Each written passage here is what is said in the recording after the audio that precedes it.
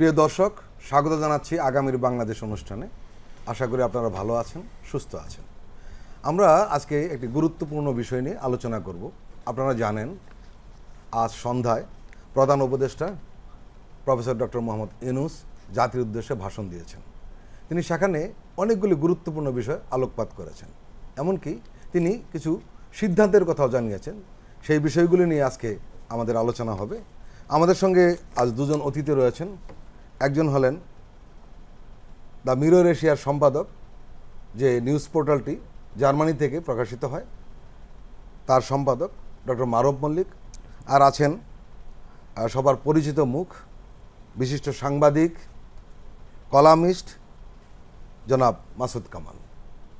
আমরা শুরুতেই বলেছিলাম যে প্রধান উপদেষ্টা জনাব ডক্টর মোহাম্মদ ইউনূস আজকে জাতির উদ্দেশ্যে যে ভাষণ দিয়েছেন, সেখানে অনেকগুলো বিষয় স্পষ্ট করেছেন। বিশেষ করে মানুষ যা জানতে চাচ্ছিল যে এই সরকার আসলে কি করছে, সেই বিষয় নিয়ে আলোকপাত করেছেন। একই সঙ্গে সরকার কি করতে চাচ্ছে সেই বিষয় নিয়ে স্পষ্ট করে কথা বলেছেন। বিশেষ করে রাষ্ট্র সংস্কার এই বিষয়গুলি কিন্তু দীর্ঘদিন ধরে আলোচনা হচ্ছে। আরও বেশি আলোচনা হচ্ছে 5ই আগস্ট যখন স্বৈরাচার সরকারের পতন ঘটল এরপর থেকে। উনি তার এই ভাষণে এই বিষয়গুলো স্পষ্ট করেছেন। উনি বলেছেন যে আমরা সংস্কার চাই, আমাদের একান্ত অনুরোধ, আমাদের উপর যে সংস্কারের গুরু দায়িত্ব দিয়েছেন, সেই দায়িত্ব দিয়ে আপনারা দর্শকের গ্যালারিতে চলে যাবেন না, আপনারা আমাদের সঙ্গে থাকুন, আমরা একসঙ্গে সংস্কার করব। এটা আমাদের সবার দায়িত্ব। আপনারা নিজ নিজ জগতে সংস্কার আনুন। একটা জাতির সংস্কার শুধু সরকারের সংস্কার নয়। এই প্রসঙ্গে বলতে গিয়ে সরকারের একার দায়িত্ব নয়, এটা উনি বলেছেন ঠিকই, কিন্তু এরপরে সরকারও কিছু সংস্কারের দায়িত্ব নিয়েছেন এবং সেটাও তিনি ঘোষণা করেছেন। তিনি বলেছেন যে আমরা প্রাথমিকভাবে 6টি কমিশন গঠন করার সিদ্ধান্ত নিয়েছি। কেন? সংস্কার করার লক্ষ্যে। এসব কমিশনের কাজ পরিচালনার জন্য বিষয়ভিত্তিক অভিজ্ঞতা বিবেচনা করে 6 জন বিশিষ্ট নাগরিকের নেতৃত্বে এই কমিশনগুলো পরিচালিত হবে। এরপর আরও বিভিন্ন বিষয়ে কমিশন গঠন প্রক্রিয়া আমরা অব্যাহত রাখব। তিনি উল্লেখ করেছেন নির্বাচন ব্যবস্থা সংস্কার কমিশনের প্রধান হিসেবে ডক্টর বদিউল আলম মজুমদার, পুলিশ প্রশাসন সংস্কার কমিশনের প্রধান হিসেবে জনাব সরফরাজ চৌধুরী, বিচার বিভাগ সংস্কার কমিশনের প্রধান হিসেবে বিচারপতি শাহ আবু নাঈম মুমিনুর রহমান, দুর্নীতি দমন সংস্কার কমিশনের প্রধান হিসেবে ডক্টর ইফতেখারুজ্জামান, জনপ্রশাসন সংস্কার কমিশনের প্রধান হিসেবে জনাব আব্দুল মুহিত চৌধুরী, সংবিধান সংস্কার কমিশনের প্রধান হিসেবে ডক্টর শাহাদিন মালিককে দায়িত্ব দেওয়া হয়েছে। সরকার খুব গুরুত্বপূর্ণ যে বিষয়গুলি সংস্কার মানুষ চাচ্ছে, সেই সংস্কারগুলোর হাত দিয়েছেন এবং সংস্কারের কমিশন হিসেবে যাদেরকে নিয়োগ দিয়েছেন তারও নাম ঘোষণা করেছেন। জি জনাব মাসুদ কামাল, এই যে সংস্কার বিষয়ে মাননীয় প্রধান উপদেষ্টা যে কথাগুলো বলেছেন, এই বিষয়ে আপনার মতামত জানতে চাচ্ছি। দেখুন, ওনার কথাগুলো কিন্তু আসলে খুব সুন্দর করে কথা বলেন এবং ওনার কথার বাক্যচয়নগুলি খুবই চমৎকার হয়, শুনতে ভালো লাগে। এবং আসলেও এটা তো খুবই ভালো কথা, যে কথাগুলো উনি বলেছেন যে আসলে সংস্কার তো একা একা হবে না এবং সংস্কার আপনার উপরে কেউ চাপিয়েও দিতে পারবে না। আমাকে বলা হলো তুমি ভালোভাবে চলো, তাহলে আমি ভালোভাবে চললে সংস্কারটা হয়ে গেল। এখন এটা তো শুভ ইচ্ছা। আমাদের দেখেন ধর্মীয়ভাবে যে আমি ধরি, যে চুরি করা তো একটা বিরাট খারাপ কাজ। চুরি করলে আমাকে দোজকে যেতে হবে, মিথ্যা বললে আমাকে দোজকে যেতে হবে। তারপরে কি মানুষ মিথ্যা বলে না? যে মিথ্যা বলে সে কি জানে না এটা বিরাট একটা পাপ হবে? জানে তো। চুরি করলে তারপরে এখন এই ধর্মের কথা বলে কি আপনি চুরি থামাতে পারবেন? পারবেন না। তার জন্য কিন্তু পুলিশের দরকার হয়, ওই যে লাঠিওয়ালা লোক দরকার হয়। তা না হলে কিন্তু ওই তাৎক্ষণিক পাপটা যে পাপের শাস্তিটা বুঝতে পারে না। কাজে উনি যেটা বলেছেন শুভ ইচ্ছা, সবার মধ্যে শুভ ইচ্ছা জাগ্রত হোক। যে ব্যবসা করে সে ওইখানে সংস্কার করুক, আগের নিয়মে ব্যবসা করব না। কিন্তু এখন আগের নিয়মে আমি ব্যবসা করতে চাই না। আমি একটা সরকারি অফিসে গেলাম, আমি আগের নিয়মে ঘুষ দিয়ে কোনো কাজ করতে চাই না। আমি পারবো যদি ওই লোকটা ঘুষ নেওয়া বন্ধ না করে। এখন ওনার কথা আমি শুনলাম, সে কি শুনবে? সে তো তার লোক, সরকারের লোক। এখন যদি সরকারের লোকটা না শুনে, তার জন্য আপনি কি করবেন? আপনি যখন এরকম শুভ ইচ্ছা সবার মধ্যে কামনা করবেন, তখন আপনাকে এটাও মাথায় রাখতে হবে, যদি এই কাজগুলি কেউ না করে, তার জন্য আমি কি শাস্তির ব্যবস্থা রেখেছি, ওইটা আপনাকে মাথায় রাখতে হবে। নিশ্চয়ই ওনার মাথায় আছে, আমি বলছি না যে নাই। উনি দেশ চালাচ্ছেন, নিশ্চয়ই উনি বুঝবেন। তো আমি প্রত্যাশা করব যে খুব শীঘ্রই উনি এইগুলিও জানান দেবেন যে না করলে কিন্তু তোমার জন্য এই শাস্তি আছে। আর সংক্ষেপে যে কথাটা বলি আপনাকে, যে 6টা জায়গায় উনি দেখালেন, আমি এদের মধ্যে একজনকে ছাড়া মোটামুটি সবাইকে চিনি। আমার কাছে এদের মধ্যে মোটামুটি সবাইকে এই ক্ষেত্রে একদম যোগ্য লোক মনে হয়েছে। সংবিধানের জন্য শাহদ্বীন মালিক, ওনার চেয়ে এই মুহূর্তে আমি আর ভালো লোক দেখি না, মানে আমার জ্ঞানে দেখি না, হয়তো অনেক বিশেষ জ্ঞানী কেউ দেখতে পারে। আমার জ্ঞানে শাহদ্বীন মালিক বেস্ট চয়েস। মুহিত চৌধুরী সাহেব প্রশাসনের জন্য উনিও একটা ভালো চয়েস, একটু বয়স হয়ে গেছে, মানে তারপরে উনি সৎ লোক, আমলা হিসেবে যতদিন ছিলেন ব্যক্তিগতভাবে ওনার সঙ্গে পরিচয় ছিল, খুবই সৎ লোক, ওনাকে আমি মানে খুব ভালো মানুষ হিসেবে জানি উনি। বাট কতটুকু এখনও অ্যাক্টিভ আছেন আমি বলতে পারবো না। ইফতেখারুজ্জামান, উনি তো বিভিন্ন সময় দুর্নীতি বিষয়ক নানা রকম কথাবার্তা বলেন। আমি মনে করি টিআইবির প্রধান হিসাবে উনি অনেকেই দোষ ধরেন, অনেকেই ভুল ধরেন। আমি মনে করি ওনার জন্য এটা হবে একটা অ্যাসিড টেস্ট, যে উনি অন্যের সমালোচনা করা খুব সহজ, কিন্তু উনি এই দুর্নীতি দমন বিভাগের কি সংস্কারটা করতে চান এটা ওনাকে আমরা এবার একটু দেখতে চাই যে উনি কেমন করেন। আমি মনে করি উনি হয়তো পারবেন। বদিউল আলম মজুমদার নির্বাচন ব্যবস্থা নিয়ে অনেক কথা বলেছেন, বিভিন্ন সময় বলেও থাকেন, এটাও ওনার জন্য একটা অ্যাসিড টেস্ট আমি মনে করি। তবে আমি প্রত্যাশা করি এর চেয়ে ভালো মানুষ সব মিলিয়ে আমার কাছে ছিল না, কাজে ওনার এই নির্বাচনগুলো আমার খুব পছন্দ হয়েছে। এবং আমি আশা করি উনি বলেছেন যে আরও অনেক খাতে বিভিন্ন সময়ে ধীরে ধীরে ওনারা নেবেন। এতদিন তো এই সরকারের ব্যাপারে সবচেয়ে যেটা সমালোচনা ছিল, আমি নিজেও করতাম, যে আপনারা সংস্কার করবেন তো শুরু করছেন না কেন। আমি নিজেও অনেকদিন বলেছি যে আপনি শুরুটা করেন, আমরা দেখি একটু আশান্বিত হই। আমার মনে হয় এই প্রথমবার আমি একটু আশান্বিত হওয়ার সুযোগ পেলাম। কিন্তু সংস্কার নিয়ে যে পদক্ষেপগুলি এবার উনি নিয়েছেন অথবা ঘোষণা করলেন, আমি খুবই আশাবাদী এবং আমি অপেক্ষা করতে চাই কি হয় দেখার জন্য। ডক্টর মারুফ মল্লিক, জি, মাসুদ কামাল ভাই যে কথাগুলো বললেন এবং আশাবাদ ব্যক্ত করেছেন, যে আসলে আশাবাদ ব্যক্তের একটা কারণ রয়েছে, সেটি হলো যে সংস্কার কি হচ্ছে এটাই মানুষ বুঝতে পারছিল না। সম্ভবত প্রধান উপদেষ্টার ভাষণে সেই বিষয়টি স্পষ্ট হয়েছে এবং তারা যে বসে নেই কাজ করছেন এই বিষয়টি নিয়ে, সেটাও কিন্তু তার এই ভাষণ থেকে আমরা জানতে পারছি। আপনি কতটুকু আশাবাদী? সংস্কার যেই কথাটা আমরা বলি, রাষ্ট্রের সংস্কার করতে হবে, এটা তো একটা বিশাল কর্মযজ্ঞ এবং এটা সময় সাপেক্ষ বিষয়। তো আমরা কিন্তু নিজেরাই বলা বলি করছিলাম যে 1 মাস তো হয়ে গেল, সরকারের কোনো দৃশ্যমান অগ্রগতি কিন্তু গত 1 মাসে আমাদের চোখে পড়ে নাই। তো সেই জায়গায় আজকে আমরা প্রধান উপদেষ্টার যে ভাষণটা শুনলাম, ওনার ভাষণের যদি আমি এই সংস্কারের বিষয়ে যদি আমি বলি, 2টা গুরুত্বপূর্ণ দিক। একটা হচ্ছে উনি বলেছেন যে আসেন আমরা নিজ নিজ জায়গা থেকে সংস্কার করি। এটা কিন্তু একটা পরিষ্কার বার্তা আমাদের জন্য, মানে যারা আমাদের রাজনৈতিক দলগুলো আছেন, পাশাপাশি আমরা যারা আছি বিভিন্ন প্রতিষ্ঠান, রাজনৈতিক প্রতিষ্ঠান, সেইখানেও কিন্তু সংস্কার আনতে হবে। উনি হয়তোবা সরাসরি বলেন নাই উল্লেখ করে, কিন্তু উনি যেটা বললেন যে নিজ নিজ জায়গা থেকে সংস্কার করতে হবে। এই সংস্কার তো একটা মানে আপনার সামগ্রিক প্রক্রিয়া, এটা শুধু রাষ্ট্র পরিচালনার বিষয়গুলো যদি আমরা সংস্কার করি তাহলে কিন্তু সেই সংস্কারের অভীষ্ট লক্ষ্যে আমরা পৌঁছাতে পারবো না। এই আপনি যে স্টেক হোল্ডারগুলো যারা আছে রাষ্ট্র পরিচালনায়, তাদেরও সংস্কার আনতে হবে এবং আমি মনে করি উনি ওই জায়গা থেকে, সেই বিবেচনা থেকে বলেছেন নিজ নিজ জায়গা থেকে সংস্কার করেন। পাশাপাশি উনি যে 6টা কমিশন গঠন করার কথা বলেছেন, আমি তো বলবো চমৎকার একটা সিদ্ধান্ত। এবং এই প্রথম আমরা দেখলাম যে আমাদের রাষ্ট্রের যেই জায়গাগুলোতে আসলে সংস্কার আনা জরুরি, ওই 6টা জায়গায় কিন্তু উনি সংস্কারের কথা বলেছেন। নির্বাচন সংস্কার করতে হবে, আমাদের তো ইলেকটোরাল সিস্টেম পুরোটাই ধসে গিয়েছে এবং এটাকে তো সংস্কার ছাড়া কোনো বিকল্প নাই। পুলিশ প্রশাসন, বিচার বিভাগ, দুর্নীতি দমন কমিশন, জনপ্রশাসন, আর আমাদের সংবিধান, কারণ এখানে যেই লোকগুলোকে নেওয়া হয়েছে এরা হচ্ছে আমার মনে হয় এই মুহূর্তে বাংলাদেশের বেস্ট চয়েস। পাশাপাশি আরেকটা বিষয় যে ইনারা কিন্তু এতদিন সরকারের বাইরে থেকে আমাদের সরকারগুলো সমালোচনা করেছেন, নানা পরামর্শ দিয়েছেন, নানা কথাবার্তা বলেছেন। এইবার কিন্তু তাদের কাঁধে দায়িত্ব, যে এটা তারা যে কথাগুলো বলেছেন, ধরেন ডক্টর ইফতেখারুজ্জামান উনি টিআই বাংলাদেশের জন্য কাজ করেছেন, দুর্নীতির রিপোর্ট করেছেন, নানা পরামর্শ দিয়েছেন সরকারগুলোকে, রাজনৈতিক দলগুলোকে। এখন আমরা দেখব উনি তো এসিসি সংস্কারের যে এসিসি যখন যাত্রা শুরু করে, এই এসিসির শুরু থেকেই আমি কাজ করতাম, মানে আমি গণমাধ্যম কর্মী হিসেবে দেখেছি বিচারপতি সুলতান হোসেন খানের যে কমিশন, সেখান থেকে। তো আমরা কিন্তু এই যেই উদ্দেশ্য নিয়ে দুর্নীতি দমন কমিশন গঠন করা হয়েছিল, প্রত্যাশিত সুফল আমরা পাই নাই।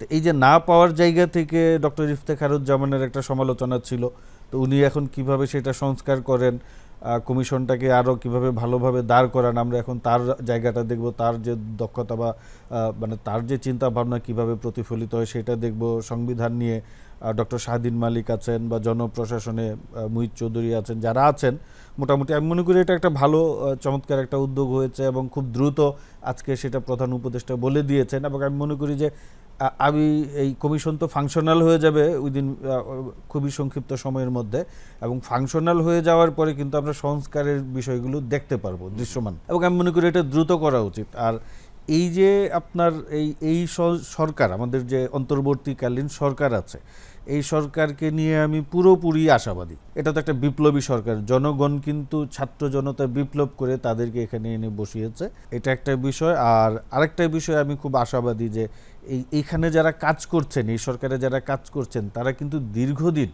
বিভিন্নভাবে একসঙ্গে কাজ করছেন। এনারা হয়তো বা রাজনৈতিক দলের নেতাকর্মী না, তাদের কোনো অভিজ্ঞতা নেই, কিন্তু একই নেটওয়ার্কে ধরেন ডক্টর বদিউল আলম মজুমদার, ইফতেখারুজ্জামান, ডক্টর শাহদিন মালিক, তারপরে এই যে এখানে আরও কয়েকজন উপদেষ্টা আছেন, সবাই মিলে, আমি নাম বলছি না কারো, বাট সবাই কিন্তু একই প্ল্যাটফর্মে একই সঙ্গে দীর্ঘদিন ধরে কাজ করছেন। এখন হয় না, ফুটবল খেলায় যখন 11 জন খেলে তখন কিন্তু টিম ওয়ার্ক কিন্তু গুরুত্বপূর্ণ। আপনার যার প্লেয়ারটা ডান পাশে আছে তার চোখের ইশারায় বুঝে নিতে হবে যে বলটা সে কোথায় বাড়াবে, আপনি কিভাবে বলটা রিসিভ করবেন। তো এই টিমের মধ্যে আমার মনে হয় সেই জিনিসটা কাজ করছে। তারা যদিও দীর্ঘদিন সরকারে ছিলেন না, নাগরিক সমাজে ছিলেন, মূলত তারা সরকারের সমালোচনাই করতেন বিভিন্ন বিষয়ে, কিন্তু তারা একসঙ্গে কাজ করতেন। আমার মনে হচ্ছে তাদের মধ্যে এই বোঝাপড়াটা ভালো হবে, এবং আমি খুবই আশাবাদী। এবং এই সংস্কারের যে ভাষণটা আমরা শুনলাম, পুরো ভাষণটা, আর আমাদের প্রধান উপদেষ্টার, উনি তো সবসময়ই খুব চমৎকার বলেন, মানে আমি বলবো সুবক্তা। ডক্টর ইউনূসের সবচেয়ে বড় গুণ হচ্ছে উনি একজন ড্রিমার, উনি নিজের স্বপ্ন দেখেন এবং সেই স্বপ্নটা সবার মধ্যে ছড়িয়ে দিতে পারেন। এখন হয়েছে কি, ওনাকে নিয়েও সমালোচনা থাকতে পারে, অসম্ভব তো কিছু না, মানুষকে নিয়ে তো সমালোচনা হবেই, কিন্তু শুধু বাংলাদেশ না, সারা বিশ্বে উনি যে একটা স্বপ্ন, দারিদ্র্য বিমোচন বা সোশ্যাল ডেভেলপমেন্টের যে স্বপ্নটা উনি ছড়িয়ে দিয়েছেন, সেই জায়গা থেকে আমরা যারা বিদেশে থাকি, ডক্টর ইউনূসকে যেইভাবে সারা বিশ্বে মূল্যায়ন করা হয়। একটা কথা বলেছেন, এটা অন্যরকম, সেটা হলো একটা টিম স্পিরিট তৈরি হবে, এরা একসাথে নানানভাবে নানান সময় কাজ করেছে। মাসুদ কামাল ভাই, আপনার এই প্রসঙ্গে একটা কথা বলি, এই কমিশনের অন্য সদস্যদের নাম কমিশন প্রধানদের সাথে আলোচনা করে ঠিক করা হবে বলে প্রধান উপদেষ্টা বলেছেন। সবচেয়ে উল্লেখযোগ্য বিষয়, কমিশনগুলোর আলোচনা পরামর্শ সভায় উপদেষ্টা পরিষদের সদস্য থাকবেন, ছাত্র শ্রমিক থাকবেন, জনতা আন্দোলনের প্রতিনিধি থাকবেন, নাগরিক সমাজ থাকবেন, বিশেষ করে আমি যে বিষয়টা উল্লেখ করছি যে রাজনৈতিক দলের প্রতিনিধিরা উপস্থিত থাকবেন এই কমিশনগুলোতে। এটা নতুন কিন্তু একটা জিনিস। হ্যাঁ, আপনার কি মনে হয় রাজনৈতিক দলের প্রতিনিধিরা এই কমিশনগুলিতে থাকলে? আমি মনে করি সমস্ত পেশার লোকই থাকা উচিত। আপনার মানে যারা নাকি আন্দোলন করেছে, আন্দোলন তো সবাই করেছে, কেবল এটা কিন্তু একটা, এখানে কিন্তু একটা ভ্রান্তি অনেক সময় কিন্তু কাজ করে। সেই জিনিসটা হলো কি, ওই ধরেই নেওয়া হয় আন্দোলনটা কেবল ছাত্ররা করেছে, এটা কিন্তু মনে করার কোনো কারণ নেই। তারা নেতৃত্ব দিয়েছে, কিন্তু আন্দোলনটা কিন্তু সবাই করেছে। ছাত্রের সঙ্গে ছাত্রের মা ছিল, ছাত্রের সঙ্গে ছাত্রের বাবা ছিল, ভাই ছিল, বোন ছিল, সবাই ছিল। এটা কেউ হয়তো ব্যাংকার, কেউ হয়তো শিক্ষক, কেউ হয়তো বেসরকারি চাকরি করে, কেউ হয়তো গৃহিণী। কাজে আন্দোলনটা কিন্তু সামগ্রিক। এবং এই আরেকটা কথা বলি, আন্দোলন কিন্তু কেবল 36 দিনের না রে ভাই, এই আন্দোলন কিন্তু 16 বছরের আন্দোলন। আমি আপনাকে একটা ছোট্ট এক্সাম্পল বলি আপনাকে। ধরেন আপনি একটা কাঠের মধ্যে আগুন দিবেন, তো খালি দেয়াশালায় জ্বালানোটা আপনি দেখছেন, কিন্তু এই কাঠগুলোকে যে কেটে এনে শুকানোর করে, শুকনো করে এবং এক জায়গায় জড়ো করার ব্যাপারটা, এটা কিন্তু আগুনের একটা পূর্ব শর্ত। এই 16 বছর ধরে কিন্তু কাঠটা শুকিয়েছে, আগুন জ্বলার উপযোগী হয়েছে। স্ফুলিঙ্গটাই ইম্পর্টেন্ট, স্পার্কটা ইম্পর্টেন্ট, কিন্তু স্পার্কটাই কিন্তু একমাত্র আগুন না। তো সমস্তগুলি নিয়ে আনতে হবে, সব স্টেক হোল্ডার যারা আছে সব পেশার লোককে আনতে হবে। তবে না, আমি একটা কথা বলি, আমার নিজের একটা জায়গায় একটা দুঃখ ভর্তিকার কথা বলি। আমি এটা আগেও খেয়াল করেছি, এই যে আপনি নামগুলি বলেন আমিও শুনলাম। দেখেন, এখানে কিন্তু মানে সাংবাদিকদের নামটা নাই, একদমই নাই, মিডিয়া কর্মীদের নাম একদমই নাই।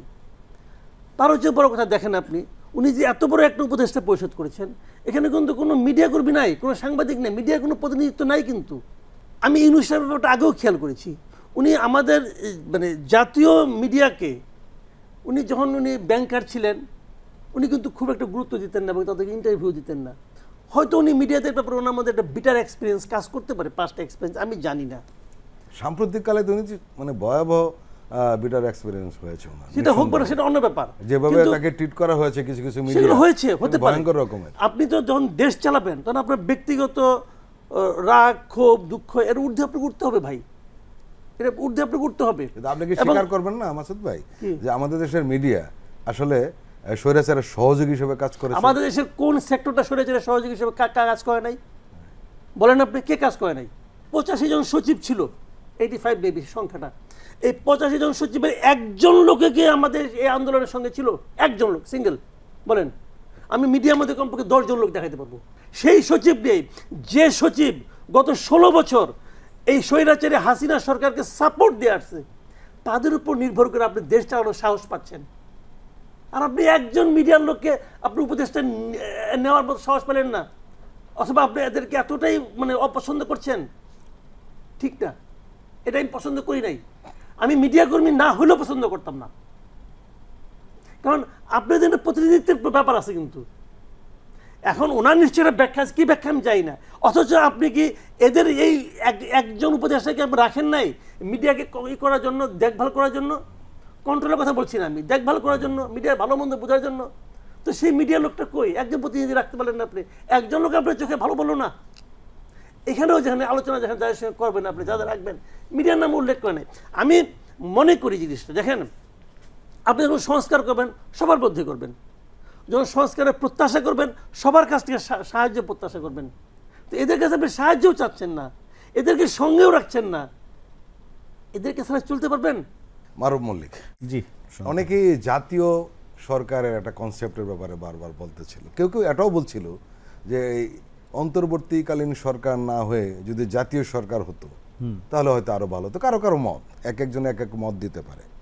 আপনার কি মনে হয় এই কমিশনগুলোতে জাতীয় রাজনৈতিক দলগুলোর যে প্রতিনিধিরা থাকবে এটাকে এটা ভালো দিক? পার্টিসিপেটরি যে আমরা একটা মেকানিজমের কথা বলি, যে সব স্টেক হোল্ডারগুলো সেখানে থাকবে, তো এই কমিশনে তারা কিভাবে থাকবেন রাজনৈতিক দলগুলো সেটা নিয়ে আলোচনা করা যেতে পারে। বাট এই কমিশনে যে তাদের উপস্থিতি থাকবে, এখানে পরবর্তীতে কেউ বলতে পারবে না, ধরেন পুলিশ কমিশন পুলিশের কিছু সংস্কার করলো, সেইখানে যদি আমাদের রাজনৈতিক দল আছে, এনজিও আছে, নানা এক্সপার্ট আছে আমাদের দেশে, তাদেরকে যদি রাখা হয় এবং তাদেরকে নিয়ে যদি পুলিশের একটা সংস্কার করা হয়, ধরেন 5 বছর পরে কেউ বলতে পারবে না যে এই সরকার নিজে শুধু সংস্কারটা নিজেরাই করেছে, এখানে পুলিশ যারা ছিল তাদের বক্তব্য ছিল না, রাজনৈতিক দলগুলোর বক্তব্য ছিল না, বা অন্যান্য যারা এক্সপার্ট আছে, বিশ্ববিদ্যালয়ের শিক্ষক বা অন্যান্য যারা আছেন তাদের অংশগ্রহণ ছিল না। এই কথাটি যেন কেউ বলতে না পারে, আমার মনে হচ্ছে সেই জায়গা থেকেই কিন্তু তাদেরকে এই জায়গায় যুক্ত করা হয়েছে এবং এটা খুবই ভালো উদ্যোগ।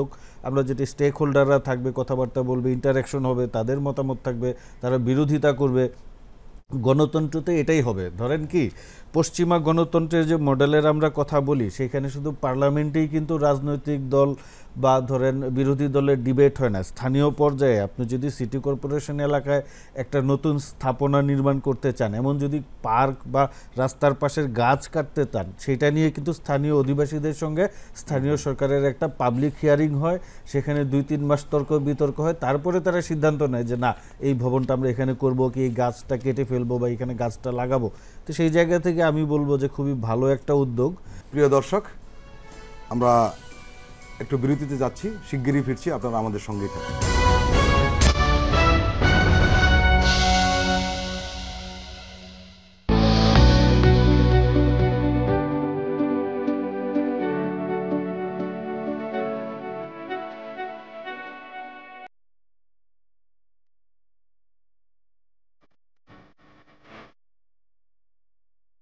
আসছে অভিমত।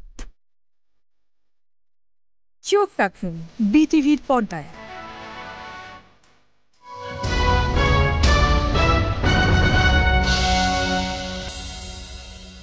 প্রিয় দর্শক, আবারও স্বাগত জানাচ্ছি আগামীর বাংলাদেশ অনুষ্ঠানে। আমরা সংস্কার নিয়ে কথা বলছিলাম। প্রধান উপদেষ্টা প্রফেসর মোহাম্মদ ইউনূস আজকে যে ভাষণ দিয়েছেন জাতির উদ্দেশ্যে, সেখানে সংস্কারের অনেক কথা উনি বলেছেন। উনি আরেকটা খুব প্রয়োজনীয় এবং আলোচিত একটি বিষয়ে কথা বলেছেন, সেটি হলো ভুয়া মুক্তিযোদ্ধা নিয়ে। উনি তার ভাষণে বলেছেন যে ভুয়া মুক্তিযোদ্ধাদের চিহ্নিত করার লক্ষ্যে বিশেষ করে মুক্তিযুদ্ধের সময় যাদের বয়স 12.5 বছরের কম ছিল তাদের মুক্তিযোদ্ধা তালিকা হতে বাতিলের জন্য সুপ্রিম কোর্টে লিভ টু আপিলের পদক্ষেপ গ্রহণ করা হয়েছে। মুক্তিযোদ্ধা কল্যাণ ট্রাস্টের আওতাধীন বেদখলকৃত স্থাবর সম্পত্তি উদ্ধারে প্রয়োজনীয় ব্যবস্থা গ্রহণ করা হয়েছে। জনাব মাসুদ কামাল, আসলে এই বিষয়টি এত বেশি আলোচিত হয়েছে, বিশেষ করে একজন মন্ত্রী হয়ে গিয়েছিলেন যার বয়স 12 বছরের কম ছিল, উনি মুক্তিযোদ্ধা হিসাবে ভাতাও নিয়েছেন, মন্ত্রী হয়েছেন, ইত্যাদি ইত্যাদি। এই বিষয়টি যে উল্লেখ করেছেন যে প্রধান উপদেষ্টা, নিঃসন্দেহে একটি উল্লেখযোগ্য বিষয়। আপনার কি মত? দেখেন, আপনি একজন মন্ত্রী বলা দরকার নেই, রেজাউল করিমের নাম বললে সমস্যাটা কি? উনি তো এই কাজ করছেন, ওনার বয়স তো 8 বছর দেখাইছেন, উনি 8 বছর বয়সে উনি মুক্তিযুদ্ধ হয়েছেন। তো এটা তো একটা বাটপাড়ির ভাই, আমরা এরকম বাটপারকে মন্ত্রী বানাইছি, এটা আমাদের মানে দীনতা আমি মনে করি, আমরা পারি না এই করতে। আমি বলি শুনেন, আমাদের মুক্তিযুদ্ধ আমাদের এই জাতির জন্য একটা বিশাল গর্বের একটা ব্যাপার, নিঃসন্দেহে। আমরা এর মাধ্যমে একটা দেশ পাইছি, একটা জাতি পাইছি, একটা স্বাধীন পতাকা পেয়েছি, সব কিছু পেয়েছি, এটা নিয়ে কোনো আলোচনা নাই। মুক্তিযোদ্ধারা অনেক বড়, এদের আমরা সম্মান করে মাথায় তুলে রাখি ভাই, কোনো সমস্যা নাই। কিন্তু বিগত সরকার যেটা ছিল আমাদের হাসিনা সরকার, তারা এই মুক্তিযোদ্ধার চেতনা এটা কিন্তু তারা বাণিজ্য করেছে। বাণিজ্য কিন্তু অনেক রকম আছে, আপনি দুধের বাণিজ্যও করতে পারেন, সিগারেটের বাণিজ্যও করতে পারেন, আবার মাদকের বাণিজ্য করতে পারেন। এর মধ্যে যদি আপনি তুলনা করেন মাদকের বাণিজ্যকে যদি খারাপ বলেন সবচেয়ে, তাহলে তারা এই খারাপ বাণিজ্যটা তারা করেছে নানা টেকনিকে। মুক্তিযোদ্ধার সন্তান, তাদের জন্য কোটা মোটা হাবি জাবি কইরা তারা এই অবস্থা করছে। তো এইগুলি তারা করছে এবং এটা কইরা তারা ফলো পাইছে, এটাকে ইস্যু করেই তো তাদের ক্ষমতার থেকে সরতে হয়েছে, দেশ থেকে পালাতে হয়েছে। কারণ প্রশ্ন হলো এটা তারা কেন করছে? তারা করছে কি জানেন, তাদের অনুগত একটা গোষ্ঠী করার চেষ্টা করছিল, যে প্রশাসনের সব এদের মতো লোকগুলিকে সে রাখবে যারা নাকি এরা তাদের কথা উঠবে বসবে, তাদের কথা শুনবে। এটাই যদি মুক্তিযোদ্ধার কোটা না থাকতো, যদি মুক্তিযোদ্ধার ভাতা না থাকতো, মুক্তিযোদ্ধাদের একটা সম্মান দেওয়া হতো, মুক্তিযোদ্ধাদের আপনি একটা পুরস্কার দিতেন, তার বাড়ির সামনে একটা অনেক কিছু করে দিতেন, তাহলে কিন্তু মুক্তিযুদ্ধ হওয়ার জন্য মানুষ এত পাগল হতো না। পাগলটা হয়েছে ওই অর্থনৈতিক সুবিধার জন্য এবং পরবর্তী জেনারেশনের স্টেপ বাই স্টেপ তাদের সুবিধা প্রাপ্তির জন্য কিন্তু হয়েছে। যেখানে অর্থ আছে ভাই, যেখানে গুড় আছে সেখানেই পিঁপড়া যাবে, হিসাব ক্লিয়ার। তো এখানেও সুবিধা আছে, অর্থনৈতিক সুবিধা আছে, প্রশাসনিক সুবিধা আছে, চাকরির সুবিধা আছে, সব পিঁপড়া এসে একসঙ্গে জড়ো হয়েছে। লাল পিঁপড়া আইছে, কালো পিঁপড়া আইছে, সব পিঁপড়া আইছে। এখন এক বানের পানিতে সব ধুয়ে মুছে যাচ্ছে। তো প্রশ্নটা হলো কি, মুক্তিযুদ্ধ অবশ্যই গুরুত্বপূর্ণ সম্মানের, মুক্তিযোদ্ধাদের সম্মান দিতে হবে। কিন্তু আমি মনে করি উনি যে মুক্তিযোদ্ধাদের স্ক্রুটনিংয়ের যে ব্যাপারটা করেছেন, যে 12.5 বছরের কম হলে, আমরা তো প্রত্যেকে দেখেছি যে মুক্তিযুদ্ধের পরে জন্ম হয়েছে, বাপে বিয়ে করেছে মুক্তিযুদ্ধের পরে, সেও নাকি মুক্তিযোদ্ধা। তো এই সমস্ত ইয়ার্কি ফাজলামিতে এসে চলছে। তারও চেয়ে বড় কথা দেখেন, আমি বলি আপনাকে, মুক্তিযুদ্ধ যারা করেছে তাদের ত্যাগের কথা আমি অস্বীকার করবো না। আচ্ছা বলেন তো, যারা মুক্তিযুদ্ধে প্রাণ দিছে তাদের ত্যাগ কি মুক্তিযোদ্ধাদের চেয়ে কম? নিঃসন্দেহে বেশি। আপনি তো তাদের কোনো তালিকাই করতে পারলেন না, তালিকা তো করতে পারেন না। এটি মাসুদ কামাল, আপনি একটা গুরুত্বপূর্ণ প্রশ্ন উঠেছেন। আসলে মুক্তিযুদ্ধে করতে গিয়ে কতজন মুক্তিযোদ্ধা নিহত হয়েছেন সেই তালিকাটা নিয়ে কেউ প্রশ্ন উঠায় না, কেউ প্রশ্ন ওঠে না। তাদের চেয়ে বড় ত্যাগ আছে। আমাদের এইবার যে আন্দোলনটা হলো, কোন আন্দোলন? আমরা কি বলতেছি যে এত লোক মারা গেছে, এত লোক আহত হয়েছে, আমরা কাদেরকে বেশি গুরুত্ব দিচ্ছি? যারা নিহত হয়েছে। এবং এই সরকারকে আমি ধন্যবাদ জানাই, তারা নিহতদের একটা তালিকা করার চেষ্টা করছে, যদিও এই তালিকা নিয়ে বিতর্ক আছে, এই তালিকা অসম্পূর্ণ। একটু আপনারা যোগ করি, ওনারা কিন্তু তালিকার আরেকটা উদ্যোগ নিয়েছেন, প্রশাসনিক একটা উদ্যোগ নিয়েছেন উপজেলা পর্যন্ত। তালিকা করা কিন্তু এত কিছু করতে হয় না, প্রত্যেকটা বলে একটা ওপেন গণবিজ্ঞপ্তি দিলিতে হয় যে কাদের কাদের ফ্যামিলি মেম্বার মিসিং, কার ফ্যামিলি মেম্বার মিসিং, তারা আমাদের কাছে মেইল করেন। সিম্পল, কিন্তু ওই মেইলটার উপর ভিত্তি করে আপনি তদন্ত করবেন। রাইট, এটা করার জন্য এটা তো একটা রকেট সায়েন্স না, কিন্তু আর একেবারে সাম্প্রতিক ঘটনা, খুব ইজি। কার ফ্যামিলি মেম্বার মিসিং, যাদের মিসিং তারা হয় পলাইছে, নাহলে কিছুটা হয়েছে। আবার আমাদের আগের স্বরাষ্ট্রমন্ত্রী কিন্তু বলছিল, মানে যারা গুম হয়েছে তারা নাকি আরেক মহিলার সঙ্গে পলাই গেছে, তার ওই থিওরি আসলে কিন্তু ওই থিওরি এখন আমাদের প্রযোজ্য না। উনি তো আল্লাহর রহমতে উনি গুম হয়ে গেছে, উনি কোনো মহিলাকে নিয়ে পলাইছে কিনা আমি বলতে পারবো না। তো যা হোক, তো এখন এই যে মিসিংগুলি হিসাবগুলি তো হয়ে যায় কিন্তু। তো ওইভাবে আমি মূল কথা যেটা, এরা কি করতেছে, আগে যারা মারা গেছে তাদের হিসাব করতেছে। তাহলে যখন মুক্তিযুদ্ধে মারা গেছে আমাদের যাদের, তাদের হিসাবটা আগে করবেন, তাদের ত্যাগটা আরও বেশি। তো তাদের জন্য আপনি কি করছেন? কিছুই করেন নাই। আপনি জীবিতগুলি নিয়ে টানাটানি করছেন কেন? ব্যবসা। এখানে দ্বিপাক্ষিক ব্যবসা, আপনি তাকে দেবেন, সে আপনাকে দিবে। এই দ্বিপাক্ষিক ব্যবসাগুলো পুরো জাতিটাকে তারা খণ্ডিত করে ফেলেছে। আমি সবসময় বলি একটা কথা ভাই, মানে বিভক্ত জাতি কখনো অগ্রসর হইতে পারে না। জাতিকে বিভক্ত করা যাবে না। জাতির মধ্যে নানা মত থাকবে, নানা পথ থাকবে, কিন্তু জাতি একসঙ্গে যাবে। একটা গাড়ি যেমন, বাসে যেমন, ট্রেনে যেমন কেউ ডান দিকে তাকায় থাকে, কেউ বাম দিকে তাকায় থাকে, কিন্তু ট্রেন কিন্তু একদিকে যাচ্ছে। জাতি, দেশ এরকম হতে হবে। সেই উদ্যোগটা তো উনি নিতে পারেন।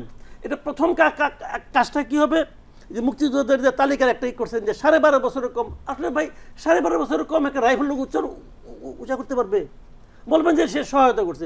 সহায়তা বাংলাদেশের কে করে না ওই সময়? সবাই 71-এ সহায়তা কে করে নাই? একমাত্র রাজাকার আলবদর ছাড়া সবাই করছে। তো সেই হিসাবে আপনি কিছু লোককে সুবিধাভোগী করে দিবেন আর চেতনার কথা বলবেন, বা এই চেতনার সঙ্গে সঙ্গে আমরা পরিচিত না। ওই চেতনার নামে আপনি দেশটাকে ভাগ করছিলেন, সেখান থেকে উনি যদি ফেরত আনতে পারেন, আমি মনে করব এটা অতি ভালো একটা উদ্যোগ। এবং আরও কিছু ডিসিশন এই ক্ষেত্রে ওনাকে নিতে হবে, এবং আমি মনে করি এটা খুবই ভালো। আমি এটা খুব পছন্দ করছি এই উদ্যোগটা। ডক্টর মারুফ মল্লিক, আসলে ভুয়া মুক্তিযোদ্ধা চিহ্নিত করার লক্ষ্যে যে পদক্ষেপ নেওয়ার কথা প্রধান উপদেষ্টা বলেছেন, জি, এটা স্বাভাবিক, কারণে সামনের দিনগুলিতে ব্যাপকভাবে আলোচিত হবে, সমালোচিত হবে, এবং ওনারা এই পদক্ষেপটা কিভাবে সাকসেস করেন সেটাও মানুষ লক্ষ্য রাখবে নিঃসন্দেহে। জি, কারণ মাসুদ কামাল ভাই বললেন যে এই মুক্তিযুদ্ধের চেতনা যেভাবে বিক্রি করা হয়েছে, যেভাবে ব্যবহার করা হয়েছে, আসলে এতে প্রকৃত মুক্তিযোদ্ধারা আহত হয়েছেন, কোনো কোনো ক্ষেত্রে কিন্তু এরা অসম্মানিত হয়েছেন। কারণ একজন প্রকৃত মুক্তিযোদ্ধা আর যিনি মুক্তিযোদ্ধাই নয়, একই সম্মান যখন দেওয়া হচ্ছিল, তখন নিঃসন্দেহে প্রকৃত মুক্তিযোদ্ধা আহত হবেন, এটাই স্বাভাবিক। জি, আপনার কি আশাবাদী যে এই কাজটি এই সরকার করতে পারবেন? এটা জটিল কাজ বলে অনেকে মনে করেন। জটিল হলেও অসম্ভব কিছু না। এই মুক্তিযুদ্ধকে ভিত্তি করে আওয়ামী লীগ কিন্তু আমাদের সমাজটাকে বিভাজিত করে দিয়েছে। আমাদের যে জাতীয় যে শক্তি, মানে কি জনগণ, তো সেই জনগণ কিন্তু আমরা পরিষ্কারভাবে দুই ভাগে বিভক্ত হয়ে পড়েছিলাম, যে স্বাধীনতা পক্ষ বিপক্ষের শক্তি। সেইখানে যে বিপক্ষের শক্তিটা খুব নগণ্য, তারা যে খুব ভালো বা শক্তিশালী ছিল তা না। তো এই যে পক্ষ বিপক্ষের শক্তি বা মুক্তিযুদ্ধের চেতনা নিয়ে যে আওয়ামী লীগের ব্যবসা করা, এবং আজকে মুক্তিযুদ্ধের চেতনা বা মুক্তিযুদ্ধ নিয়ে বিতর্কটা, এই যে মুক্তিযোদ্ধাদের তালিকা নিয়ে যে বিতর্কটা যেই পর্যায়ে এসে উপনীত হয়েছে, আমি বলবো এর জন্য পুরোপুরি আওয়ামী লীগ দায়ী। 1971 সালের পরে সঙ্গে সঙ্গেই তো একটা শহীদদের তালিকা এবং মুক্তিযোদ্ধাদের তালিকা প্রণয়ন করা খুব সহজ একটা কাজ ছিল, যে কে মুক্তিযোদ্ধা কে মুক্তিযোদ্ধা না। এই যে সমর রেজাউল করিম এবং আরেকজন ছিলেন স্বাস্থ্য সচিব, তিনি ভুয়া মুক্তিযোদ্ধা, এবং সেই ভুয়া মুক্তিযোদ্ধা সে যে তিনি চাকরি নিয়েছেন, সরকারি সুবিধা নিচ্ছিলেন। এইরকম আপনি দেখবেন গত সরকারের আমলে অজস্র লোক, যাদের সঙ্গে মুক্তিযোদ্ধার মানে সরাসরি লড়াইয়ের ময়দানের সঙ্গে তাদের কোনো দূরতম সম্পর্কও নাই, তারাও এই সনদ নিয়ে কিন্তু এই সরকারি সুবিধা নিয়েছেন। আর আপনি যেমনটা বললেন, যারা প্রকৃত মুক্তিযোদ্ধা ছিল, যারা রাইফেল নিয়ে, বন্দুক নিয়ে যুদ্ধ করেছে, জীবনের ঝুঁকি নিয়ে পথে ঘাটে মাঠে নদীতে ঘুমিয়েছেন, তাদের কোনো স্বীকৃতি ছিল না।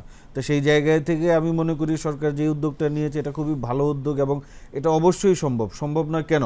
এবং আরেকটা যেটা বিস্ময়কর বিষয়, আমাদের দেশে বিগত সময়গুলোতে দেখতাম বিভিন্ন সরকার এসে মুক্তিযোদ্ধাদের তালিকা প্রণয়ন করে এবং মুক্তিযোদ্ধাদের সংখ্যা বাড়ে দিন দিন।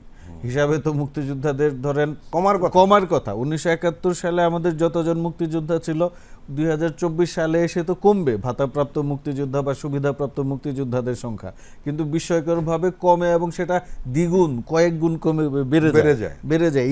এই জায়গা থেকে আমাদেরকে বের হয়ে আসতে হবে। এবং সরকার যেটা করছে, আমি বলি যে মুক্তিযুদ্ধ নিয়ে যে ব্যবসা বা চেতনা, এই জিনিসটাকে আমাদের সেটেল করা উচিত। 52 বছর পরে এসে কামাল ভাই যেটা বললেন, 1971 সালে বাংলাদেশে মুক্তিযুদ্ধে সমর্থন করে নাই কে? হ্যাঁ, সবাই তো যুদ্ধকে সমর্থন করেছে, কেউ হয়তো বা সরাসরি যুদ্ধের ময়দানে লড়েছে, কেউ আর্থিক সহায়তা করেছে, কেউ তার বাড়িতে মুক্তিযোদ্ধাদের আশ্রয় দিয়েছে, বুদ্ধি দিয়েছে, যুক্তি দিয়েছে। সেই জায়গায় মুক্তিযুদ্ধ নিয়ে এত বিতর্ক, এত সমালোচনা, এটা আমার কাছে মনে হচ্ছে যে এই যারা আমাদের তথাকথিত মুক্তিযুদ্ধের সপক্ষের শক্তি বলে যারা এতদিন পরিচয় দিত, তারা কিন্তু ইচ্ছা করেই এই জিনিসটা করেছে। কারণটা আমি বলি, বাংলাদেশের যে স্বাধীনতা যুদ্ধ, আপনি ওই 1971 সালে, ওই সময় কিন্তু আমাদের আগে আপনার আলজেরিয়া স্বাধীন হলো 10 বছর লড়াই করে। ওই সময় কিন্তু সারা বিশ্বেই একটা জাতীয়তাবাদী স্বাধীনতাকামীদের লড়াইয়ের ঢেউ শুরু হয়েছিল, আফ্রিকা, দক্ষিণ আমেরিকা, এশিয়ার বিভিন্ন দেশে। তো এই দেশগুলোর অন্যতম সফল একটা গণযুদ্ধ হচ্ছে আমাদের মুক্তিযুদ্ধ। এটা কিন্তু আমাদের একটা গর্বের বিষয়। মানে আমি তো বাঙালি, বাংলাদেশি হিসাবে গর্বিত। এর পাশাপাশি আমাদের যুদ্ধটাকে কিন্তু আন্তর্জাতিক পরিমণ্ডলেও পরিচিত করার এবং এটা নিয়ে গবেষণা করার, কাজ করার একটা ছিল। কারণ আমি বললাম যে আলজেরিয়া 12 না 10 বছর লড়াই করে তারা স্বাধীন হয়েছে, অন্যান্য দেশ এরকম দীর্ঘ সময় লড়াই করেছে। আমাদের সেই লড়াইয়েরও কিন্তু একটা ভালো একটা, আমরা মানে কি বলবো, যে টেক্সট বুক উদাহরণ আমরা হতে পারতাম এটাকে নিয়ে। তো এই যুদ্ধর সফলতা বা মুক্তিযোদ্ধাদের, আমাদের যারা সেক্টর কমান্ডার ছিলেন সামরিক বাহিনীর, বেসামরিক বাহিনীর, তাদের সফলতা নিয়ে যারা ভীত, যাদের নিরাপত্তার জন্য বাংলাদেশকে হুমকি মনে করা হতো, তারা কিন্তু এই মুক্তিযুদ্ধ নিয়ে নানা ভাগে বিভক্ত করে মুক্তিযুদ্ধকে নানাভাবে আন্ডারমাইন করার চেষ্টা করেছে। কিন্তু তারা এসে দাবি করতো আমি মুক্তিযুদ্ধের সপক্ষের শক্তি। দিস ইজ, মানে এটা সবচেয়ে বড় ষড়যন্ত্র আমি বলবো মুক্তিযুদ্ধ নিয়ে। এবং আমি আশা করি আমাদের যে এখন একটা জনগণের সরকার প্রতিষ্ঠিত হয়েছে, এই সরকার সেই বিতর্ককে পাশ কাটিয়ে মুক্তিযুদ্ধকে মুক্তিযুদ্ধের জায়গায় প্রতিস্থাপিত করবে, ধন্যবাদ, যেটাকে নিয়ে আমরা সবাই গর্ব করতে পারবো। প্রিয় দর্শক, আমরা আরেকটি বিরতিতে যাচ্ছি, আপনারা সঙ্গেই থাকুন।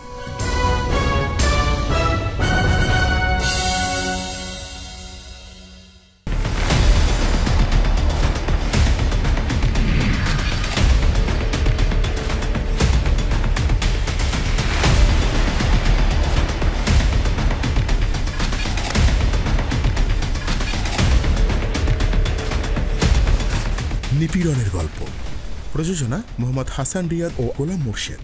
দেখবেন 13 সেপ্টেম্বর থেকে প্রতি শুক্র ও শনিবার সন্ধ্যা 7টায়।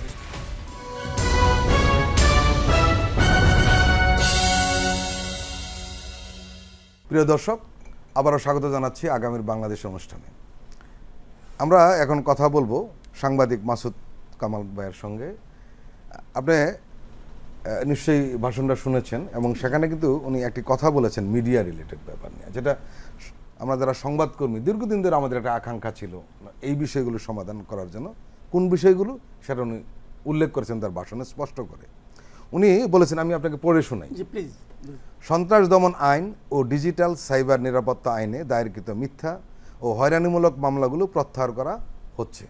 সাইবার নিরাপত্তা আইন 2023 সহ বাংলাদেশের বিদ্যমান সকল কালো আইনের তালিকা করা হয়েছে। অতি সত্বর এ সকল কালো আইন বাতিল ও প্রযোজ্য ক্ষেত্রে সংশোধন করা হবে।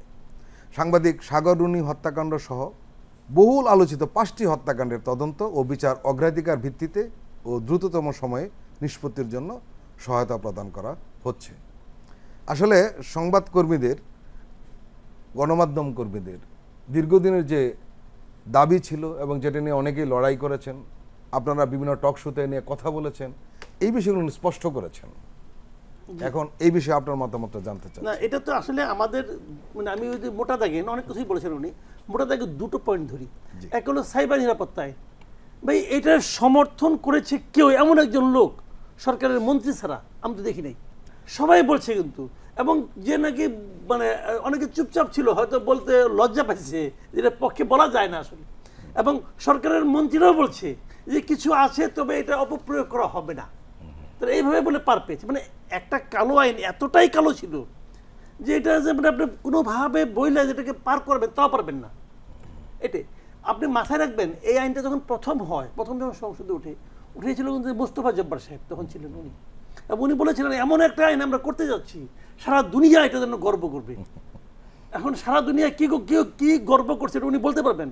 উনি তো বাংলাদেশে আসছেন, বিচরণ করেন, ওনাকে পারলে জিজ্ঞাসা করেন আপনার দেওয়া আইন, ওনাকে পালিয়ে জিজ্ঞাসা করা কঠিন, কোথায় আছেন খুঁজে পাওয়া কঠিন। উনি তো এবার মন্ত্রী হন নাই, এবার থাকতেও পারেন, বলা যায় না কিছু। এদের আবার লজ্জা শরম একটু কম, কাজে ওনারা ঘোরাফেরা করেন, দেখবেন বিভিন্ন ব্যবসা বাণিজ্য নিয়ে হয়তো আপনাদের এখানে এসে হাজির হবেন। এরা পারেন এগুলো। তো ওনাকে জিজ্ঞাসা করা দরকার, ভাই কি এক আইন করছিলেন, দেশটাকে সারখার করে দিছিল। আর সাগর রুনি আমার তো মনে হয় তাবৎ পৃথিবীর ইতিহাসে এরকম ন্যাক্কারজনক ঘটনা আর কম আছে।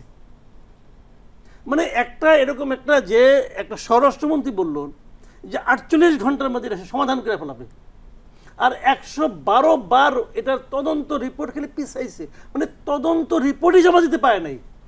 বিচার কোথায় হবে? বিচার তার পরে আলাপ, তদন্ত এটা কি ফাইনাল রিপোর্ট দিবে নাকি চার্জশিট দিবে এটাও তারা ঠিক করতে পারে নাই। তো আমি মনে হয় না এই যে এতটা অবহেলা কেউ, আমার মনে হয় যেটা হয়েছে কি, আমার মনে হয় যে সরকারের যে শীর্ষ পর্যায়ে যারা ছিলেন তারা নিজেরা এর সঙ্গে জড়িত ছিলেন বলে এরা বলছে এটা বন্ধ রাখো, ঘুরাও ঘুরাও ঘুরাও।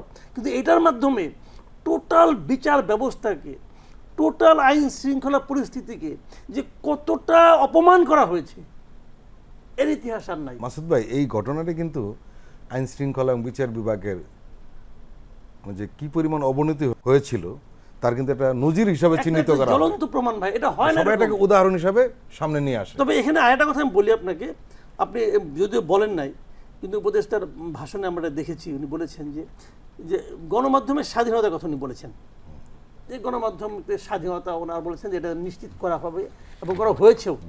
উনি বিভিন্ন সময় বলেছেন এবং এটা কিন্তু আমরা দেখতে পাচ্ছি। মানে উনি বলছেন যে আমার সমালোচনা যে কেউ করতে পারে, উনিও কিন্তু বলেছেন এইগুলো। তো এই যে বিষয়গুলি না, সমালোচনা মানেই কিন্তু কুৎসা নয়, সমালোচনা মানে আপনাকে হেল্প করা।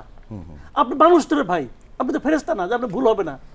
আপনার একটা আচরণ হয়তো ঠিকই আছে, ভুলও হয় নাই, কিন্তু আমার কাছে ভালো লাগে নাই, তো আমি কি বলতে পারবো না? আমি তো বলতেই পারবো। তো এই জিনিসগুলো কিন্তু উনি আগেও বলেছেন, এখনও বলছেন। এবং আমি মনে করি এর সবচেয়ে প্রকৃষ্ট উদাহরণ হলো আমার এই 36 বছরের সাংবাদিকতা জীবনে আমি আজকে প্রথম সরকারি গণমাধ্যম বিটিভিতে আসলাম, এবং আমি এখানে বসেই তো ওনার কিছু কিছু ক্ষেত্রে সমালোচনা করলাম। কারণ আমি মনে করি যে এতটুকু সহনশীলতা একজন মানুষকে, একজন রাষ্ট্রনায়ককে যে কতটা উঁচায় উঠায় নিয়ে যায়, এগুলো তার প্রমাণ। ডক্টর মারুফ মল্লিক, এই ডিজিটাল সাইবার আইন নিয়ে অনেকবার কথা হয়েছে, জেল কারাগারে অনেকে ঢুকেছে এবং কোনো চার্জশিট জমা দেয়নি, কবে বের হবে কেউ জানে না, দীর্ঘদিন ধরে অনেকেই ভুক্তভোগী হয়েছেন।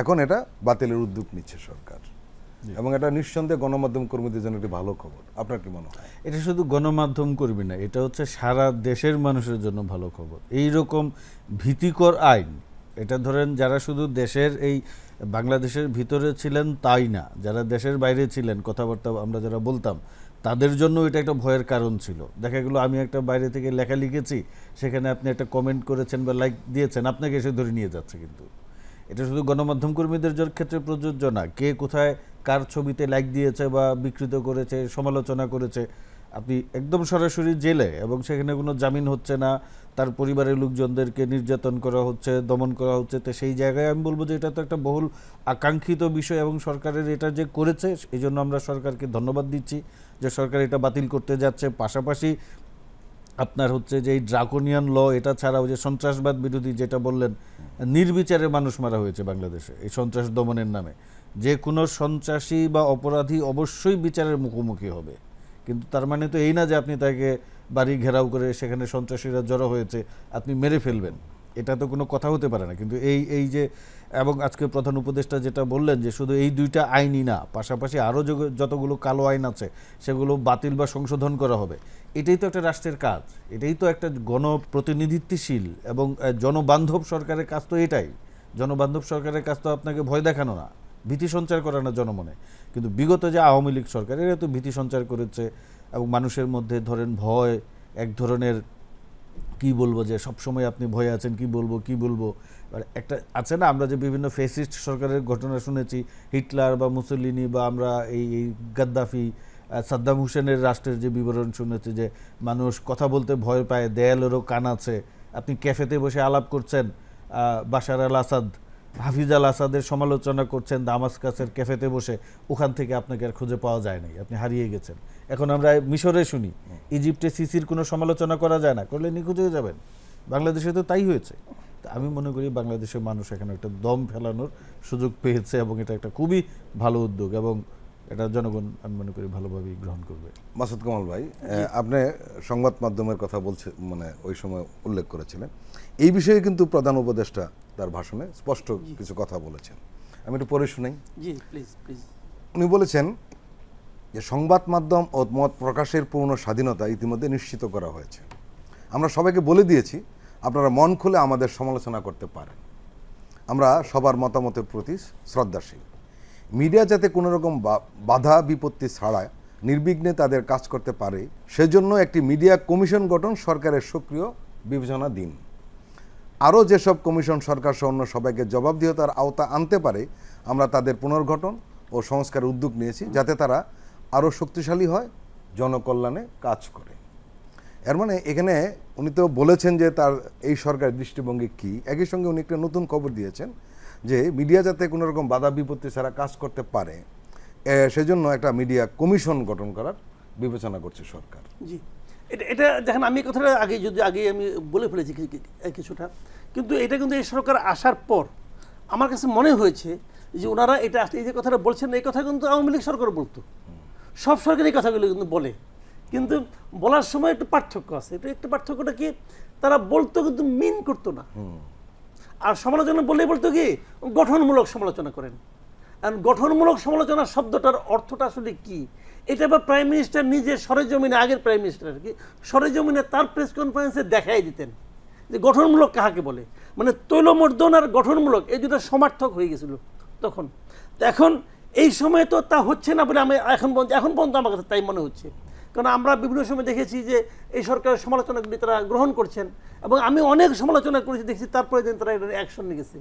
মানে তারা সমালোচনাগুলি নিচ্ছে, তাদের ইতিবাচকভাবে তারা এটাকে পরামর্শ হিসেবে নিচ্ছে, আবার কিছু নিচ্ছে না। স্বাভাবিক, এটা হতেই পারে। আমার সব কথা তারা গ্রহণ করতে হবে কেন? তারা তাদের মতো করে দেখবে। কিন্তু এগুলি হয় কি, আই ওপেনার হয়। অনেক সময় মানুষের একা একা তখন থাকে, একটা ঘরের মধ্যে যখন থাকে, বাইরে কী হচ্ছে অনেক সময় জানে না। মানুষ যখন বলে, এবং এটাই মিডিয়ার কাজ, তখন তাদের জন্য এটা একটু সুবিধা হয় এটা। কিন্তু পাশাপাশি যে আরেকটা কথা বললেন, ওনারা একটা কমিশন করবেন, এই কমিশন শব্দটা শুনে না আমি একটু ভয় পাইছি। কিন্তু কমিশনটা ভয় পাইছি কীভাবে, যে আপনি আমাদেরকে কাজ সুবিধা করার জন্য করবেন। ভাই, আমার কথা কি জানেন, আমার কাজটা আমি করতে পারি, কেউ বাধা না দিলেই হয়। আমার কাজের সুবিধা আপনি করতে হবে না ভাই। সুবিধা করার জন্য আপনি যে কমিশন করবেন, ওখানে কতগুলো মানুষ বসবে না? ওই মানুষগুলি কারা সেটা এখন আমরা জানি না। ওই মানুষগুলি কারা? ওই মানুষগুলো যে ঝামেলা হয়, তাহলে কমিশনটাও ঝামেলা হয়ে যাবে। কিন্তু কমিশনের দরকার নাই। আপনি জাস্ট কিচ্ছু করতে হবে না, আমার কাজের কাজটা আমি করব। আমার কাজের কি কাজ আমার? আপনি ওই কমিশন দিয়ে আমার কী করাবেন? বাংলাদেশে একটা তথ্য কমিশন আছে। এই তথ্য কমিশন বাংলাদেশের কোনো সাংবাদিকের তথ্য পাওয়ার ক্ষেত্রে কোনো রকম সাহায্য করে, এটা যদি কেউ বলতে পারে তাহলে আমি এই কথা উল্টো করব। এই তথ্য কমিশনের কাজ হলো মানুষকে তথ্য যতভাবে না দেওয়া যায়, যত ঘোরানো যায়, তার কাজ করা, এবং সরকারের দালালগুলিকে নিয়ে এখানে বসে বসে বেতন দেওয়া। কাজে আমার ওই কমিশন দরকার নাই রে ভাই। আপনি সব কিছু ওপেন করে দেন, ওপেন কিছুই না। আপনি প্রত্যেকটা মন্ত্রণালয় যে ওয়েবসাইট আছে, সেই ওয়েবসাইটকে আপ টু ডেট করেন। কোনো আপডেট পাবেন না, কিন্তু কোনো মন্ত্রণালয়ে যাবেন আপনি কিচ্ছু পাবেন না। ওয়েবসাইটটা আপডেট করেন, মন্ত্রী সচিবের ছবি ছাড়া আর কিছু নেই এখানে। আপনি প্রত্যেকটা ওয়েবসাইটকে আপডেট করেন, যা যা ঘটছে ওখানে আপনি দিয়ে দেন, পাবলিকের কাছে ট্রান্সপারেন্ট করেন। আমার কাজ আমি করতে পারবো। আমার সাংবাদিকতার কাজ ওই কমিশন আবার শেখাতে পারবে না ভাই। সাংবাদিকতা শেখানো যায় না। 36 বছর সাংবাদিক হইয়া সাংবাদিকতা করার পর আমার অভিজ্ঞতা হলো যে রিপোর্টিং শেখানো যায় না, রিপোর্টার হয়ে জন্ম নিতে হয়। বাই নেচার সে রিপোর্টার হয়, বাদ বাকিরা বাদ হয়ে যায়। কাজেই ওই তথ্য কমিশন করবেন না কোন কমিশন করবেন, ওই কমিশন শুনে কিন্তু ভয় পাইছি। ওই ভয়ের হাত থেকে মুক্তি চাই, ওপেন করে দেন। এই জায়গায় কামাল ভাই, আমাদের মনে হয় ঠিক আছে, আপনি তো আমাদের পূর্বের অভিজ্ঞতার আলোকে বললেন যে কমিশন বা এই ধরনের একটা সরকারি ইনস্টিটিউশন মানে ভীতিকর একটা কিছু। আপনি যেটা বললেন তথ্য অধিকার কমিশন করেছে, এটা তো তথ্য প্রাপ্তিতে বাধার কাজটাই করেছে, মূলত তথ্য দেওয়ার চাইতে। তবে আমার মনে হয় যে এই সরকারের প্রতি আমরা একটু আশা রাখতে পারি। দেখা যাক তারা একটা গণমাধ্যম কমিশন করুক। এইখানে শুধু তথ্য আমরা কি করে দেব, এই গণমাধ্যমের যে সংকট বা সম্ভাবনাগুলো আছে সেগুলো নিয়ে কাজ করতে পারে কমিশন। আর যদি না করে তাহলে তো আছেই, নাগরিক সমাজ তো আছেই, এটা তো আমাদের জন্য একটা অপশন রয়ে গেল। তো আমরা মনে করি যে এই যে আমরা যে 6টা কমিশনের কথা বললাম, নির্বাচন কমিশন বা সংস্কার, এই গণমাধ্যম কমিশনেও কিন্তু আমি যেটা বলবো যে গণমাধ্যম কমিশনের কাজ যেন না হয় শুধু তথ্য আদান প্রদানের ক্ষেত্রে, আমাদের গণমাধ্যমেরও কিন্তু সংস্কার দরকার। আমাদের গণমাধ্যমেরও একটা পরিবর্তন আনতে হবে। কামাল ভাই যেটা বললেন যে সাংবাদিকরা কিন্তু বাই নেচার তৈরি হয়, এটা গিভেন, মানে একটা ন্যাচারাল বলবো আমরা। তো সেই জায়গা থেকে আমাদের এই যারা ন্যাচারালি যারা ট্যালেন্টেড পার্সন আছেন বা যারা গণমাধ্যমে ভালো ভূমিকা রাখতে পারবেন তাদেরকে যেন একটু আমরা এখানে আনতে পারি, বা গণমাধ্যম কমিশনের কাজটাই হবে একটা গণমাধ্যমের ক্ষেত্রটাকে আরও অবারিত করা, স্বচ্ছ করা, এবং এখানে যেন তৈলমর্দক এবং দলবাজ দলদাস গণমাধ্যম তৈরি না হয়, সেই দিকে মনোযোগ দেওয়া কাজ হবে। আমরা একটু অন্য প্রসঙ্গে যাই। জি, প্রথমে আসবো মাসুদ কামাল ভাইয়ের কাছে। মানে মঙ্গলবার জাতীয় পার্টির প্রধান যিনি এখন জিএম কাদের, উনি কিছু বক্তব্য রেখেছেন।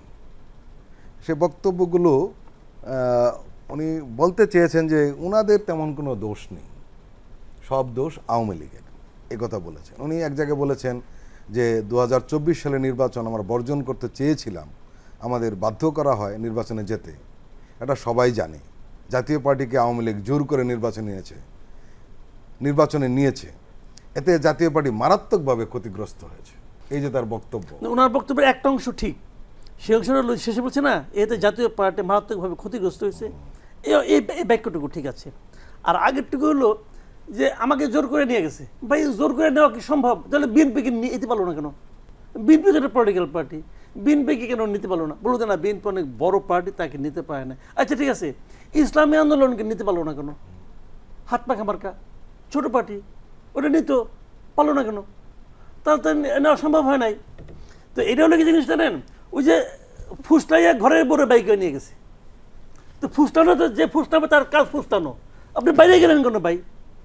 চরিত্র তো আপনার সমস্যা, তার চরিত্রের সমস্যা। আসলে প্রবলেমটার কথা আমি বলি আপনাকে, দেখেন জাতীয় পার্টি এটা আসলে কোনো পার্টি না, জাতীয় পার্টি কোনো পলিটিক্যাল পার্টি নয়, এটা ছিল এরশাদের প্রপার্টি।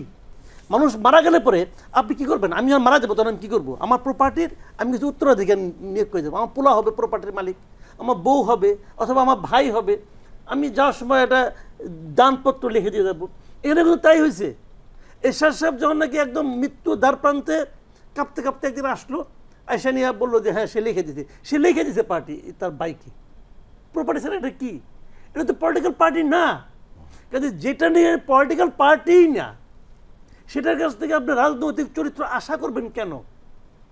এটা তার ভাইকে দিয়ে গেছে। আবার বউ কয় যে না আমি এই পার্টির মালিক, ভাই না, সে আবার আরেক পার্টি একটা ভাঙছে, সে নিজে খাড়াইতে পারে না। কিন্তু আমি দেখলাম জাতীয় পার্টিকে উঠে দাঁড়াতে হবে বলছে সে, এবং বলার সময় হাত তুললো, তখন হাত আবার আরেকজন ঠেলে উঠাইতেছে। যে মহিলা নিজের হাত তুলতে পারে না সে নাকি পার্টিকে উঠাবে। তো এগুলো তো হয়েছে না ভাই এই দেশে, আমরা দেখছি কত নাটক যে দেখছি এই পার্টি নিয়ে। এখন উনি বলতেছে আমার জোর করে নিছে, ভাই আপনি জোর করে নিছে। ওই মনোনয়ন পত্রের সিগনেচারটা কে করছিল? আপনি করেন নাই? আপনি করেন নাই? আপনাকে গান পয়েন্টে করছে? আপনাকে কোনো তো গান দেখি নাই। আপনি করছেন, আপনার দলের লোক করছে। এবং ইন্টারেস্টিং কি, আওয়ামী লীগের চেয়ে জাতীয় পার্টির আপনার ক্যান্ডিডেট ছিল বেশি সারা দেশে। এবং যারা ক্যান্ডিডেট বেশি হয়েছে তারা আবার বিদ্রোহ করছে, ওইকে আমাদের টাকা দেওয়ার কথা ছিল, টাকা দেয় নাই, মানে টাকা পুরোটাই সে এড়ে দিছে। ঘটনা তো এটাই হয়েছে। তো এরা এখন যেগুলি বলতেছে ভাই, এই চরিত্রহীন লোক যখন কিছু একটা বলে ওগুলি গুরুত্ব দিন না। এটা চমৎকার কথা বলেছে, যেটা মানে জাতীয় পার্টির মতো মুখ দিয়ে এই ধরনের কথাবার্তা মারুবা যেটা বললেন যে এখন অনেক কিছুই বলবে। উনি বলছেন যে পতন না হলে কোনো দলই বাংলাদেশে থাকতো না, শুধু আওয়ামী লীগ থাকতো। আমরা কখনোই আওয়ামী লীগের দূষর ছিলাম না, আমরা সবসময় জনগণের দূষর ছিলাম। এবং উনি আরেকটা কথা বলেছেন যে জাতীয় পার্টি বিলীন হয়ে যেত যদি আওয়ামী লীগ বিদায় না হতো। সবচেয়ে মজা লেগেছে, আমরা কখনোই আওয়ামী লীগের দূষর ছিলাম না, আমরা সবসময় জনগণের দূষর ছিলাম। জাতীয় পার্টি আদৌ কখনো এটা ছিল? কামাল ভাই যেটা বললেন যে নাটকীয় পার্টি, এবং আমি বলবো যে এটা একটা জাতীয় পার্টি একটা হাস্যকর দলে পরিণত হয়েছে। আমরা জাতীয় পার্টির নানা সমালোচনা করতে পারি যে নাটক হাস্যকর, এই দলের ভিত্তি দাঁড়ায় নেই, কিন্তু আমরা যদি একটু ঐতিহাসিক প্রেক্ষাপটটা বিবেচনা করি, জাতীয় পার্টি যেভাবে জন্ম হলো বা যেইভাবে এগিয়ে আসলো, জাতীয় পার্টির আসলে আওয়ামী লীগের সঙ্গে একটা ঐতিহাসিক মেলবন্ধন আছে। 86 নির্বাচন দেখেন, 96 নির্বাচন দেখেন, একটু পেছনে বলে যখন এরশাদ ক্ষমতায় আসলেন তখন কিন্তু আমাদের পলাতক প্রধানমন্ত্রী অভিনন্দন জানিয়েছেন, বলেছিলেন উই আর নট আনহ্যাপি, না? না, শুধু আনহ্যাপি না, আমি যেহেতু গণমাধ্যমে কাজ করেছি, এরশাদের একটা সংবাদ সম্মেলনে আমার একাধিক অনুষ্ঠানে যাওয়ার সুযোগ হয়েছে, বাট একটি সংবাদ সম্মেলনে আমি পরিষ্কারভাবেই বলেছিলাম যে আপনি ক্ষমতা নেয়ার পরে আপনাকে কারা কারা অভিনন্দন জানালো বা সমর্থন করেছিল। উনি আমাকে এই শব্দটাই বলেছে যে শেখ হাসিনা আমাকে টেলিফোন করে কংগ্রেচুলেট করেছে। তো এর বাইরেও ধরেন আওয়ামী লীগের সঙ্গে জাতীয় পার্টির একটা ভালো সংযোগ আছে। আমি রাজনীতি বিশ্লেষণের জায়গায় থেকে বলবো যে বিএনপির পক্ষ থেকে নানা সময় উদ্যোগ নেওয়া হয়েছে জাতীয় পার্টির সঙ্গে এক ধরনের জোট করা যায় কিনা বা এলাই করা যায় কিনা। আমি যেটা বুঝি বা বিশ্বাস করি, জাতীয় পার্টিকে কখনোই আওয়ামী লীগের পকেট থেকে বের করা সম্ভব না। উনি এখন হয়তো বা বাংলাদেশে একটা বিপ্লব বা রাজনৈতিক পরিবর্তন হয়েছে, সেখান থেকে উনি হয়তো বা বাঁচার জন্য বা নিরাপদে থাকার জন্য বলেছেন যে আওয়ামী লীগের কখনোই দূষর ছিলেন না, জনগণের দূষর ছিলেন। এটা বলতে হয় কারণ উনি তো এখন বাস্তবতা বুঝতে পারছেন যে কোন দিকে যাচ্ছে বা কি হতে পারে ভবিষ্যতে। আমরা আজকে প্রধান উপদেষ্টা যে ভাষণ শুনলাম, সেখানে কিন্তু ওনার ভাষণটা খুবই বোল্ড, বিভিন্ন বিষয়ে কথাবার্তা বলেছেন। এই কাজগুলো যদি সরকার করতে পারে, এগিয়ে যায়, আমি তো বাংলাদেশের রাজনীতিতে ভবিষ্যতে জাতীয় পার্টির কোনো স্পেস দেখি না। জাতীয় পার্টি বিলীন হয়ে যাবে। এখন বিলীন হয়ে যাওয়ার পরে জনগণের সামনে তারা কিভাবে দাঁড়াবে সেটা নিয়েই তো আলাপ হচ্ছে। এই জন্য উনি এইসব কথাবার্তা বলছেন যে আমরা জনগণের দূষণ না। এর মতো রাজনৈতিক প্রলাপ আর তো কিছু হতে পারে না। আমাদের আলোচনা এখানে শেষ করতে হচ্ছে। ডক্টর মারুফ মল্লিক এবং বিশিষ্ট সাংবাদিক যারা মাসুদ কামাল, আপনাদের দুজনকে অংশগ্রহণ করার জন্য, আমাদের অনুষ্ঠানে আসার জন্য আন্তরিকভাবে ধন্যবাদ। প্রিয় দর্শক, আজকের অনুষ্ঠান আমরা এখানেই শেষ করছি। আপনারা নিশ্চয়ই শুনেছেন যে আমরা একটি বিষয় নিয়ে বেশিরভাগ সময় আলোচনা করেছি, সেটি হলো অন্তর্বর্তীকালীন সরকার গঠনের 1 মাস পূর্তি উপলক্ষে প্রধান উপদেষ্টা প্রফেসর মোহাম্মদ ইউনূস আজ জাতির উদ্দেশ্যে যে ভাষণ দিয়েছেন সেটি নিয়েই আমাদের আজকের আলোচনা হয়েছে।